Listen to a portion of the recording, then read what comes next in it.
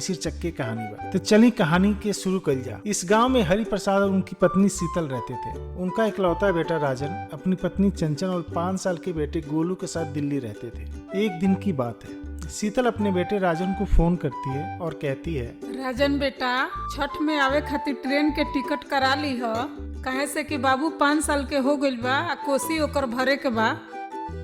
हाँ माई, तू सही कहा तारू। हमनियों के यह सोचत रहनी है जा कि ये साल छठ पूजा गांव ही मनावल जाई। ठीक बा माई, इस साल छठ पूजा में जरूर गांव आएम जा।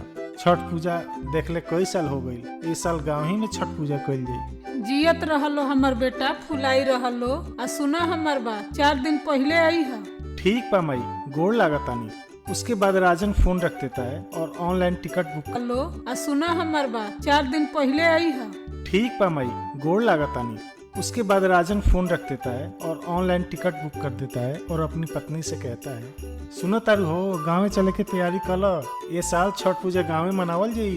तो हमरा मुंह के बात छीन लेनी है। समय गुजरता रहा और दीपावली के अगले दिन, अरे सुनत बाड़ू हो, कल लिछवी ट्रेन से गाँव में चले के बाद तू न एगो काम करिए, कल सवेरे जल्दी जल्दी उठ के सारा सामान तैयार कर लिया। शाम के 3 बजे गाड़ी बा, तो ज्यादा साज श्रृंगार में मत लगल रही हो, नहीं तो गाड़ी छूट जाई। तो का कहे के चाहत बनी, 2 साल पे गाँव जातनी, अहिंगा सादा कपड़ा में चले जाई। एक बात के ध्यान रखियो, स्टेशन पर गोलू का हाथ हम पकड़े रहे आ तू एकदम हमरे साथे साथे रहियो, ना तो भीड़ में खोए के चांस बन जाई। तभी गोलू भी भागते भागते आया और बोला, पापा कल कौ बजे गाड़ी आई?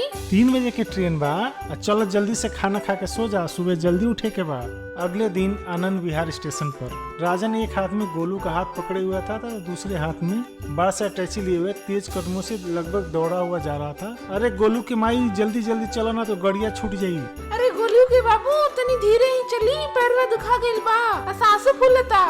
अब तू सारा सांस अब एक साथ गाड़ी में ही ले लिया, जल्दी दौड़ लगाओ ना तो ट्रेन छूट जाई। तारा के कल राते कहत रही कि समय पर तैयार हो जाइए, तो तू समझबू तब ना।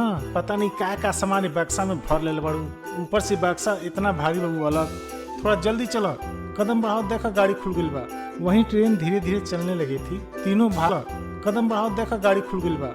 वहीं ट्रेन धीरे धीरे चलने लगी थी। तीनों भागकर गाड़ी तक पहुंचने की कोशिश करने लगे। तब तक गाड़ी ने भी तेज रफ्तार पकड़ लिया था। किसी तरह दौड़कर तीनों ने ट्रेन पकड़ लिया और जाके अपनी सीट पर बैठ गए। अगले दिन अपने घर पहुंच गए। घर पहुंचकर अपने मम्मी पे पैर छुए। जियत रहलो हमर बेटा और फुलाइल रहलो। गोलू बाबू, तू कितना बड़ा हो गइल बड़ा। अगले दिन सुबह शीतल अपने बेटे राजन से कहती है, ए बाबू, छठ घाटे जाके सफाई कर दलो। ठीक बा माई। उसके बाद राजन गांव के अपने दोस्तों के साथ झरही नदी के किनारे जाते हैं और वहां पे साफ सफाई करते हैं। और वहीं दूसरी तरफ शीतल अपनी बहू चंचल से कहती है, सुनो तारू हो बहू, गेहूं के साफ करके छत पर सुखा दो। सुखावत समय ध्यान रखियो कि कौआ जूठ ना करे गेहूं। ठीक बा माँ जी। उसके बाद चंचल वहां से चली जाती है। चतुर्थी के दिन नहाए खाए की व्यवस्था हुई। चूल्हे पर चने के दाल को सिलवट्टा पर पीसने के बाद घी से कढ़ी बनाया और लौकी की सब्जी बनी और सभी लोगों ने बहुत प्यार से खाए। पंचमी के दिन व्रत के लिए ठेकुआ बनाने की तैयारी हुई।